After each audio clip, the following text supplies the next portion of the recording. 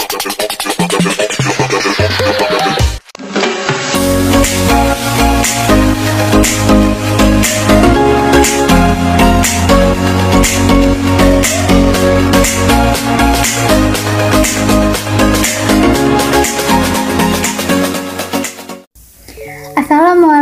warahmatullahi wabarakatuh. Shalom, Om Swastiastu, Namo Buddhaya, salam kebajikan dan salam sejahtera bagi kita semua. Perkenalkan, saya Citra Hafida Resti Pambudi dari Fakultas Teknologi Pertanian, Program Studi Teknik Industri Pertanian Universitas Brawijaya dengan NIM 225103011111050. Pada kesempatan kali ini saya akan menjelaskan mengenai upaya pengembangan agroindustri dengan komoditas yang berasal dari daerah saya, yaitu Kota Semarang, Jawa Tengah.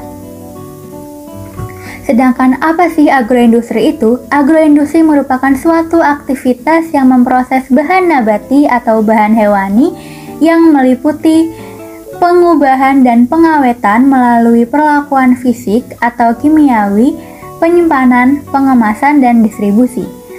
Pengembangan agroindustri akan menjadi strategis apabila dilakukan secara terpadu dan berkelanjutan, di mana terpadu merupakan keterkaitan usaha sektor dari hulu dan hilir, serta pengintegrasian kedua sektor tersebut secara sinergis dan produktif. Konsep berkelanjutan yaitu pemanfaatan teknologi konservasi sumber daya dengan melibatkan kelompok atau lembaga masyarakat, serta pemerintahan pada semua aspek. Menurut data Kementerian Pertanian Amerika Serikat, Indonesia menduduki peringkat ketiga penghasil beras terbesar di dunia setelah China dan India, yang dimana 3 daerah di Pulau Jawa menjadi daerah penghasil beras terbanyak, yang salah satunya adalah Jawa Tengah. Kota Semarang yang menjadi ibu kota dari Jawa Tengah, selain dikenal akan hasil perikanannya karena daerah sekitar pesisir pantai, Kota Bandung Presto atau Kota Lumpia ini juga menunjang komoditi beras di Jawa Tengah. Selain nasi menjadi bahan pokok, nasi juga dapat diolah lebih lanjut menjadi kerupuk nasi atau disebut dengan kerupuk gendar yang menjadi makanan tradisional khas Semarang, Salatiga, dan sekitarnya. Dalam pengembangan agroindustri kerupuk gendar, perlu dianalisisnya SWOT atau Strength, Weakness, Opportunity, dan Threats, yang diharapkan dapat menjadi evaluasi pengembangan agroindustri ke depannya. Umumnya, bahan baku kerupuk nasi adalah beras dengan kualitas paling rendah karena hal ini berkaitan dengan pertimbangan harga yang murah. Selain dipengaruhi oleh bahan baku, kandungan gizi juga dipengaruhi oleh proses produksi. Proses produksi kerupuk karak meliputi tahap pencucian, pemasakan, penghalusan, dan pengeringan. Permasalahan yang sering dijumpai oleh pengrajin kerupuk gendar yaitu masih digunakannya boraks atau belang dalam penggunaannya untuk membuat produk menjadi lebih kenyal. Tetapi, Departemen Kesehatan melarang penggunaan boraks ini.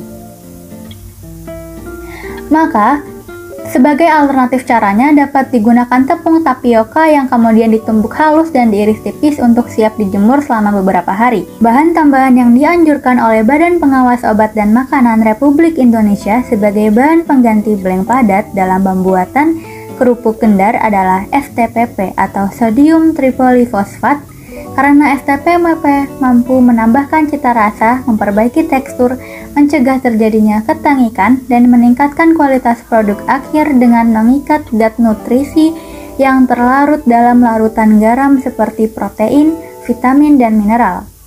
Permasalahan lainnya yaitu proses pengolahan kerupuk yang masih manual, terutama pada proses penghancuran atau pelumatan, pencetakan, hingga pengeringan.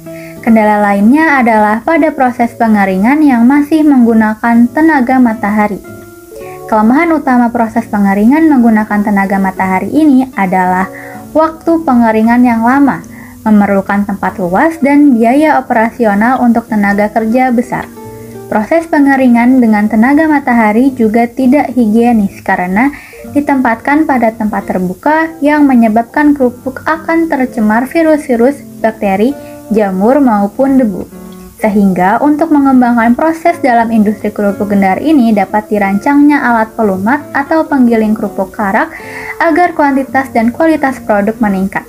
kelembutan bahan baku lebih seragam, ketebalan karak juga seragam, dan kehigienisan karak tetap terjaga.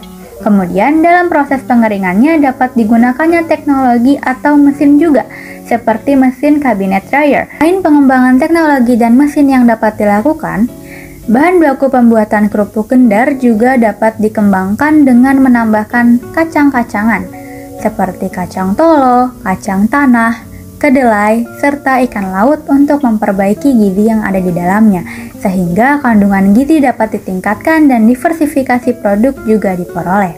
Maka, dengan memahami dan menerapkan solusi-solusi yang telah dikemukakan di atas dari segi prosesnya, bahan bakunya, hingga distribusi oleh konsumennya, diharapkan dapat meningkatkan atau memajukan agroindustri kerupuk kendar sehingga kerupuk nasi atau kerupuk kendar ini dapat lebih dikenal masyarakat bahkan ke mancanegara sehingga dapat meningkatkan perekonomian masyarakat.